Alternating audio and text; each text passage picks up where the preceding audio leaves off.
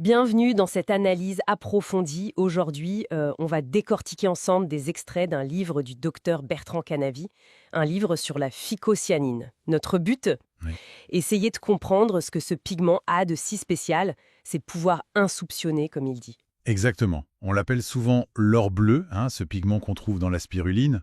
Et bon, d'après ces textes, c'est pas juste une couleur. Oui, c'est le seul colorant bleu naturel autorisé en Europe, ce qui est déjà pas mal. C'est vrai, c'est déjà notable en soi. Mais c'est surtout présenté comme un antioxydant, extrêmement puissant, et avec une biodisponibilité parfaite. Ça, c'est clé. Puissant, à quel point? Le livre donne des comparaisons, je crois, pour qu'on se fasse une idée. Ah oui, carrément. Les chiffres sont assez frappants. On parle de 20 fois plus puissant que la vitamine C. 20 fois. Oui. Et 16 fois plus que la vitamine E. Comme antioxydant, j'entends. En gros, il s'attaquerait aux radicaux libres. Ceux qui sont liés au stress oxydatif, au vieillissement. Voilà, c'est ça. Et ce qui est fascinant, c'est que sa structure chimique, elle est assez proche de celle de la bilirubine. Et la bilirubine, pourquoi c'est intéressant ce rapprochement? Parce que la bilirubine, c'est un des antioxydants les plus forts que notre propre corps fabrique naturellement. Donc ce parallèle, ça suggère que la phycocyanine pourrait, agir un peu de la même façon. Bien intégrée, bien tolérée. C'est pas juste une molécule qui vient de l'extérieur. Elle pourrait presque dialoguer avec nos défenses, quoi. D'accord, je vois. C'est plus subtil. Et au-delà de l'antioxydant, les textes parlent aussi du système immunitaire, non? Oui, tout à fait. Ils indiquent qu'elle pourrait booster nos défenses. Plus précisément, renforcer l'activité des lymphocytes, des cellules super importantes pour l'immunité. Et aussi, et ça c'est majeur, favoriser la production de cellules souches dans la moelle osseuse.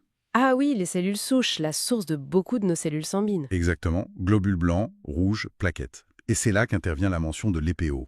L'EPO, l'érythropoïétine. Là, ça fait tilt chez les sportifs, hein. Oui, voilà, des recherches, chinoises notamment d'après le texte, suggèrent qu'elle pourrait stimuler sa production.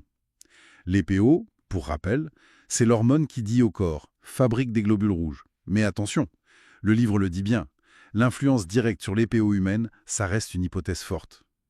C'est surtout basé sur des études animales. D'accord, donc prudence. Pas de conclusion hâtive pour l'usage humain à ce niveau-là. C'est ça, intéressant. Mais la preuve directe chez l'humain, on l'attend encore. Compris. Alors, si d'un côté ça stimule, de l'autre les textes disent qu'elle peut aussi calmer des choses. L'inflammation, par exemple. Absolument. C'est un autre point fort. Son action anti-inflammatoire. Ça passerait notamment par l'inhibition d'une enzyme, la COX-2. C'est une cible classique des anti-inflammatoires. Oui, on en entend souvent parler. Mais ce qui est souligné ici, c'est que la phycocyanine, elle n'inhiberait pas totalement la COX-2. Contrairement à certains médicaments, les Coxib par exemple. Et ça, c'est mieux de ne pas l'inhiber totalement. Pourquoi? L'idée, c'est que ça pourrait permettre d'éviter certains effets secondaires graves qu'on a vus avec les médicaments qui bloquent tout. C'est plus une modulation, en quelque sorte. Moins brutale. Le texte mentionne aussi qu'elle bloquerait la lipoxygénase, une autre enzyme liée à l'inflammation, par exemple dans l'asthme. D'accord, on est vraiment au niveau des mécanismes cellulaires, là. C'est précis. Le livre va même plus loin, sur un terrain très sensible, le cancer. Qu'est-ce qu'on peut en retenir? Oui, alors là, les extraits citent pas mal d'études. In vitro, donc en labo sur des cellules, et in vivo, sur des organismes vivants. Et ces études suggèrent un potentiel anticancéreux. Plusieurs mécanismes sont décrits. Comme quoi, par exemple? Bloquer la prolifération des cellules cancéreuses, c'est une chose, mais surtout, induire leur mort programmée. L'apoptose, comme on dit. Et ça touche plusieurs types de cancers, d'après ce qui est rapporté, hein. Oui, les études mentionnées concernent des lignées de cellules de cancer du sein, du foie, poumon, côlon et même des leucémies. Et un point crucial qui ressort, c'est sa toxicité sélective. C'est-à-dire? Elle serait toxique pour les cellules cancéreuses, mais pas ou beaucoup moins pour les cellules saines. Et ça, c'est un peu le Graal en cancérologie. On parle même d'un usage potentiel avec la chimio pour peut-être réduire les doses, les effets secondaires. C'est énorme comme potentiel, mais j'imagine qu'il faut mettre des pincettes, comme on dit, hein. Exactement. Et le texte insiste beaucoup là-dessus. Malgré ses résultats de recherche très prometteurs, faut le dire, la phycocyanine n'est pas utilisée comme médicament anticancéreuse aujourd'hui en clinique. Il faut encore beaucoup d'études, surtout chez l'humain. C'est bien noté, hein. Prudence et rigueur scientifique avant tout. Bon, le livre a l'air de couvrir beaucoup de terrain. Il y a d'autres pistes évoquées rapidement. Oui, on survole un peu. Il y a des mentions d'effets neuroprotecteurs, des études sur des modèles d'Alzheimer, Parkinson ou après un AVC ischémique. Aussi protection et détox du foie et des reins, contre certaines toxines, métaux lourds. Et puis une aide possible pour réguler le cholestérol, surtout le LDL, le mauvais. Et même des pistes sur les allergies, le diabète, voire la régulation émotionnelle, les addictions. C'est vaste. Un vrai spectre d'action potentiel. Et concrètement, pour la consommer, le livre donne des indications? Oui, il préconise plutôt une forme d'extrait liquide.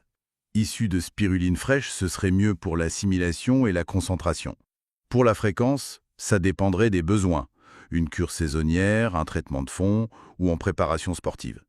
Et point important, dans ces extraits-là, aucune contre-indication ou effet nocif n'est rapporté. Bon, alors si on essaie de résumer ce qu'on a lu dans ces extraits du docteur Canavi, la phycocéanine, c'est bien plus qu'un joli pigment bleu. Ça se dessine comme un potentiel couteau suisse pour la santé, non? Oui, c'est un peu ça l'image. Super antioxydant, modulateur du système immunitaire, anti-inflammatoire naturel. Et même une piste sérieuse dans la recherche contre le cancer ou pour la protection du cerveau, issue de la spiruline en plus. C'est le tableau très positif qui ressort, oui.